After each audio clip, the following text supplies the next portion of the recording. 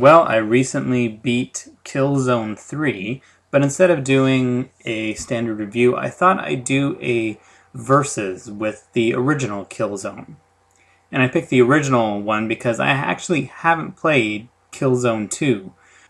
I heard that the single-player campaign in Killzone 3 was better than Killzone 2, and since I am much more of a single-player campaign kind of guy, I thought I would go with that one. And it didn't really seem to matter all that much now that I've played it, and I say that meaning I don't feel like I'm missing any big part of the story. I'll also say that in this versus, the first Killzone might have a little bit of the upper hand, because it has been a few years since I've played it. So I'm just going by what I remember from it, and since I did enjoy the game, there's a chance that I'm remembering it better than it is. Possibly. I guess I could have gone back and replayed it before doing this video, but that would take time, and I'm not a respected journalist, so hooray for not doing my homework. And I am going to give the first point over to Killzone 1. The reason for that is because of the character selection.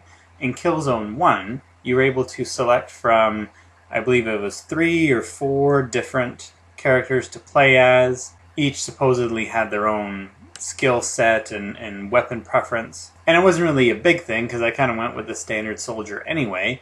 But just knowing that that option wasn't really available in this campaign, I mean, you're told who you're going to be and that's it. I think the first Killzone deserves a little point towards that, which might help out with some of the replayability. Now, although you might get the better character selection for Killzone 1, being that there is a character selection, I think the weapons available in Killzone 3 are a little more memorable, particularly those 2 energy-based weapons that you get a little bit closer to the end of the game. It helps to break away from the standard machine gun type weapons that you get. However, the Helghast soldiers were a little bit more fun to kill in Killzone 1. Now I say that because I felt like they added some humanity, or more really specifically, emotion to the Helghast soldiers in Killzone 3. They sounded a lot more robotic to me in Killzone 1, which is a good thing, I think, against the enemies that you want to fight. You want them to seem like these hardened, stop-at-nothing, without-fear soldiers that you're going up against in this type of environment, versus a group of people that, you know, might actually be worried about what they're getting into. I mean, what's become of our easy targets? In video games, it used to be we could kill all the Nazis that we wanted to and not care at all.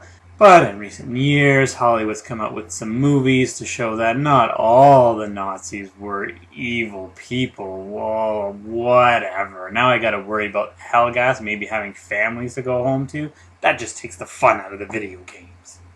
So the opposing forces might have been a little better in Killzone 1, but the mechs and vehicle sections in Killzone 3 were definitely more enjoyable. I can't even remember having any vehicle sections in Killzone 1, so maybe that just gets to win by default. Now, to be honest with you, I would have preferred that I had a little bit more control over some of the vehicles. I mean, they did kind of set it up in an on-rails shooter kind of format. And when we break down to it, any time nowadays where we get these on-rail shooters, isn't it really just Operation Wolf with better graphics? Not that that's a bad thing, though. I mean, that was a fun game, and it's still fun here. And it, of course, gets a plus over the first Killzone to help break up the sections a little bit more. And I will say that the one that did add some intensity to it was when you're driving that machine, whatever it's called, through the snow with giant chainsaws as wheels. That one was pretty cool.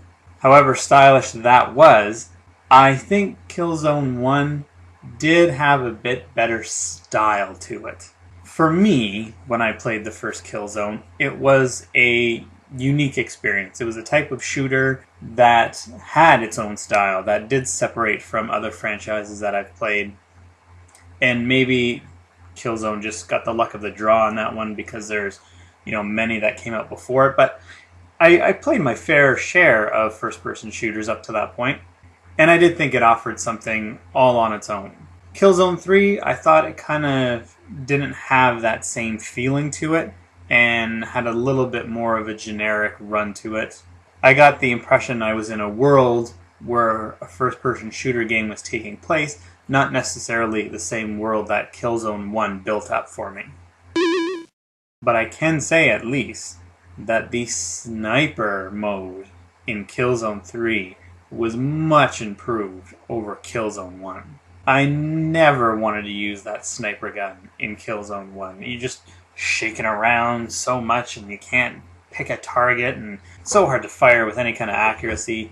Killzone 3 definitely gets the point for improving the use of the sniper rifle.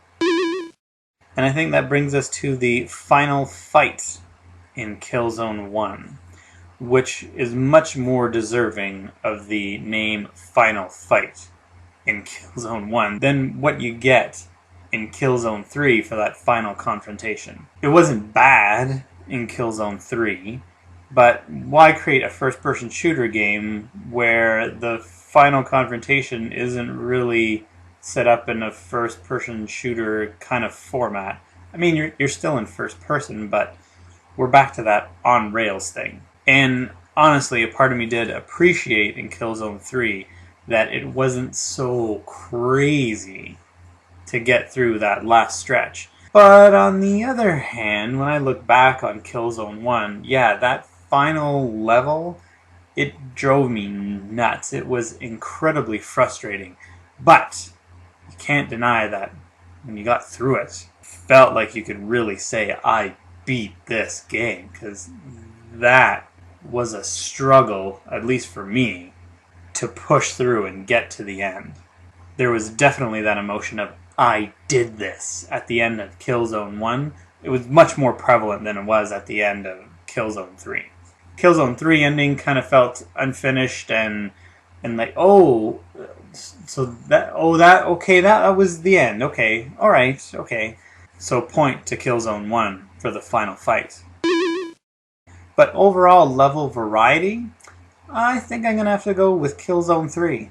The first one, although the style of it was definitely tied to that game and I think stood out, I don't remember the levels changing up all that much. It was kind of the same atmosphere, the same type of terrain for the most part. Again, just going by memory. I remember lots of dirt, and I remember one place that looked like a park, but that's about it. At least with Killzone 3, you had the trenches and the junkyard and the space station and the snow-covered areas and the jungle, and it just seemed to be mixed up a little more, adding that extra variety to it. So, 4 to 4. How do I make the decision? Well, I'm going to give it to Killzone 1. And I think it's going to come down to the fact that I didn't feel like I had a babysitter with me for most of Killzone 1. I had my teammates with me, and they would help out, but they wouldn't lead the way. They would allow me to do that. With Killzone 3, I really felt like they were always in front of me, and sometimes literally were getting in the way of my shots, and dictating exactly which route I needed to take around certain areas. I'm not asking for a giant, expansive, open world terrain to have to go around, but some sections in Killzone 3 were incredibly linear. There was one, the first time you're in that jungle type area with the killer plants, and you have to sneak up on people, and my partner's like, oh, this way, and you gotta go follow him, and I'm like, oh, I think I see another way actually I can go. And I just tried to take, it was just on the other side of this little canyon or whatever it was we were in. But because I went that way, I failed the mission and had to start over. Like, I had to be attached to the hip to this person to make my way through it.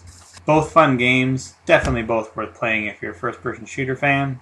And it's far from me disliking Killzone 3, but that final point makes it the winning point for Killzone 1.